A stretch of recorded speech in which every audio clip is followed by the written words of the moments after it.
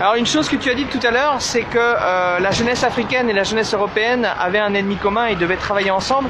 Alors justement, il y a une chose aussi qui est intéressante, c'est qu'il y a hier ou avant-hier, je ne sais plus, il y a un collectif de jeunes africains, ou de moins jeunes africains d'ailleurs, peu importe, qui s'appelle UDC, Unité, Dignité, Courage, qui étaient là en fait, ils étaient à l'entrée, vous voyez, ici, voilà, pour faire prendre conscience aux ouvriers que, voilà.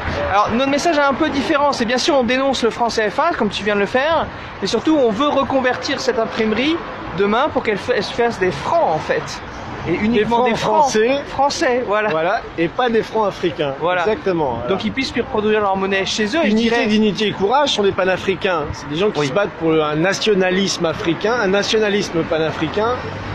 Et donc se battre pour que justement ils puissent avoir la souveraineté monétaire. Parce que, comme on le sait, si l'État ne contrôle pas la monnaie, on ne le répétera jamais assez, hein, c'est la monnaie qui contrôle l'État. Donc aujourd'hui, on a nombre de groupes africains, dont Unité, Dignité et Courage, le collectif pour sortir du franc CFA. On a de nombreuses pages Facebook que vous pouvez aller suivre sur Internet qui font de la pédagogie là-dessus. Voilà. Or, en France, la question du franc CFA, on se rend compte qu'elle est quasiment inconnue, qu'elle n'est abordée par personne. Et donc, il n'y a pas la volonté pour les Français de se dire, bon voilà, on a fait une erreur, maintenant on va arrêter cette erreur et on va aller de l'avant et travailler avec nos amis africains, la jeunesse africaine.